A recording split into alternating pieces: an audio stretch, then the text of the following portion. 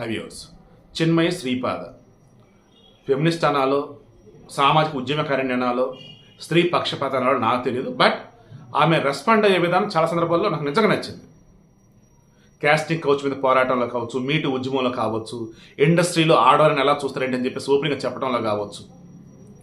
అయితే ఇటువంటి వాళ్ళు కొన్ని సందర్భాలలో సాటి మహిళలను అర్థం చేసుకోలేక నోరు పారేసుకుంటా ఉంటారు. అలా ఇప్పుడు ఈమె అన్నపూర్ణ గారు, మన అన్నపూర్ణ గారు, ఆమెకు అనుభవం ఎంతైతే ఉందో దానిలో కంటే సగం కూడా ఈమెకు ఉండదు. Chinmayi Sripada dubbing artist, singer and of course actress also. కానీ ఏమైంది ఇప్పుడు మహిళలు అర్ధరాత్రి తర్వాత రోడ్డు మీద ఎందుకు తిరగాలమ్మా, బయటకు ఎందుకు రావాలమ్మా అని అన్నపూర్ణ గారు అన్నారు. ఏ సందర్భంలో అన్నారు ఆమె? మహిళలు పబ్బులని, క్లబ్బులని, అర్ధరాత్రులు ఇష్టమంచిన రీతిలో డ్రెస్సులు కూడా ఎట్టబడితే అట్లా డ్రెస్సులు వేసేసుకొని రోడ్ల మీద కోసం అటు ఇటు తిరుగుతూ ఉన్నారు. దానివల్లే జర్రని ఘోరాలన్నీ జరుగుతూ ఉన్నాయి. అలా రావద్దు, వాళ్ళు కరెక్ట్ కాదు, మా కాలంలో అలా ఉండేవాళ్ళు కదా, ఈ కాలంలో ఇటు ఎలా ఉన్నారని చెప్పేసి ఇదే అందామె. ఇందులో ఎక్కడన్నా తప్పు ఉందన్నాడు కింద కామెంట్ చేయండి.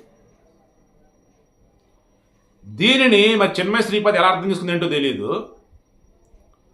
ఆడవారి డ్రెస్సుల గురించి ఎవరైనా మంచి వాళ్ళు ఇటువంటి వాళ్ళు మాట్లాడితే స్లట్ డ్రెస్ అంటారు, గొడ్డ పిలకలు అంటారు, నేను అది కట్ చేసుకోండి ఇది కట్ చేసుకోండి అని గలీస్తారని కొంతమంది తిరుగుతూ ఉంటారు. మరి వాళ్ళకి అమ్మ బాబు ఉంటారో లేదు ఏంటో కూడా నాకు తెలియదు. కానీ వాళ్ళని ఎంకరేజ్ చేస్తూ కొంతమంది వస్తారు. ఎవరు వీళ్ళంటే స్త్రీ హక్కుల కోసం పోరాటం చేసే వాళ్ళమని చెప్పేసి అంటారు. మరలా వాళ్ళు ఒంటి మీద బట్టలు నీట్గా శుభ్రంగా ఉంటాయి, వాళ్ళ ఇంట్లో నీట్గా శుభ్రంగా ఉంటారు. బట్ బయటికి మాత్రం వీళ్ళు వచ్చి వాళ్ళకి మేము సపోర్ట్ చేస్తామని చెప్పేసి వాళ్ళు రెచ్చగొడతా ఉంటారు.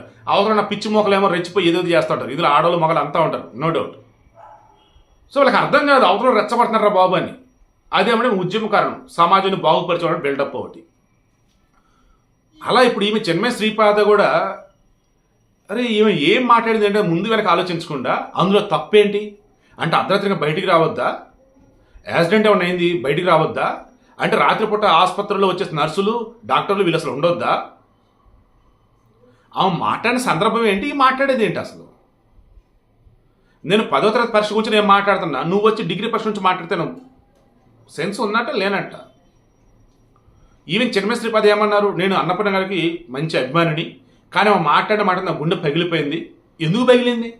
ఆమె అన్నమాట నాకు సరిగా అర్థం కాలేదు తల్లి. స్టిల్ నాకు చిన్మయి శ్రీపాద గౌరవం, రెస్పెక్ట్ నాకు, అందుకని అంటున్నా. ఎదుటి వాళ్ళు ఏం చెప్పినట్టు అర్థం చేసుకోకుండా మనకు నచ్చిన రీతిలో మనం దాన్ని అర్థం చేసుకొని మరలా వాళ్ళని నెగిటివ్గా అంటే ఆమె అన్నపూర్ణ గారి పాపం తక్కువ చేసి మాట్లాడింది ఈమె. ఆమె ఏంటి అసలు అలా మాట్లాడమంటే ఆ వయసుకు సంబంధించి ఆమె అదే మాట్లాడే విధానమా అని. మరలా ఇక్కడ ఈమె రైస్ చేసిన ఒక పాయింట్ నాకు నచ్చింది. ఆడవాళ్ళు ఆ సమయంలో బయటికి వస్తే అత్యాచారాలు చేస్తున్నారు అని మీరు అంటున్నారు కదా. కొన్ని ఊళ్ళలో మరుగుదొడ్లు లేక 2ంటికి 3ంటికి అర్ధరాత్రి కూడా బయటికి రావాల్సి వస్తుంది చెప్పులు పట్టుకొని. అప్పుడు వాళ్ళ మీద కూడా మరి రేపులు జరుగుతుంది, దాన్ని ఏమంటారు అని అంటుంది. ఆమె ఈ మాట అసలు ఆమె టచ్ చేసిందా? ఆమె చెప్పిన సందర్భం ఏంటి? పబ్బులు క్లబ్బులు అని చెప్పేసి అర్ధరాత్రులు రోడ్ల మీద ఇష్టం వచ్చినట్టు తిరుగుతున్నారు ఆడవాళ్ళు. ఆ డ్రెస్సులు కూడా కొంచెం ఇబ్బందికరంగానే ఉంటూ ఉన్నాయి. దానివల్ల అవతల ఏంటి మగవాళ్ళు ఆల్రెడీ వాళ్ళు కామంతో అల్లల్లాడిపోతూ ఉంటారు, అందులో కూడా మత్తులో ఉంటారు. ఆ మత్తులో ఇదంతా చూసి వాళ్ళ వల్ల కాక ఏది పడితే చేసేస్తూ ఉన్నారు, జరుగుతున్న నష్టం ఇదని పాపం ఆమె పద్ధతిగా చెప్పింది. పెద్ద ఆవిడ తల్లిగా చెప్పింది, ఓ అమ్మలాగా చెప్పింది. అది అర్థం చేసుకోకుండా ఆమె నెగిటివ్గా మాట్లాడితే ఎట్ట? సో చిన్మయి శ్రీపాద గారు కాకుండా మీలో కూడా కొంతమంది నేను కొన్ని వీడియోస్ చెప్పినప్పుడు కూడా నేను చెప్పేదంటే పూర్తిగా అర్థం చేసుకోరు. ఆ తమ్మునిలో టైటిల్ చూసి కింద కామెంట్లు పెడతాను పిచ్చి పిచ్చిగా. ఏం చేస్తాం, నాకు బాగా ఇబ్బంది కూడా బ్లాక్ చేయడం తప్ప నేను చేయగలిగింది ఏం లేదు. ఓకే అనుకున్నప్పుడు నార్మల్ రిప్లై ఇస్తాను అనమాట, ముందు వీడియో పూర్తిగా చూడండి అని చెప్పేసి. తొందరపాటు వద్దు.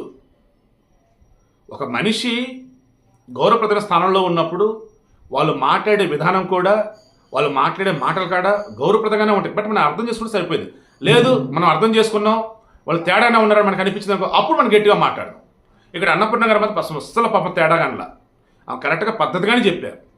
ఆమె ఓన్లీ అర్ధరాత్రి మందు తాగుతూనో విచ్చలవిడిగా పబ్బులు క్లబ్బులు అంటూ ఇష్టం వచ్చిన డ్రెస్ వేసుకుని తిరిగే వాళ్ళ గురించి ఆమె మాట్లాడున్నారు. ఓకేనా? సో ఇంకెప్పుడు కూడా ఎదుటి వాళ్ళ విషయంలో వచ్చేసి తొందరపడకండి.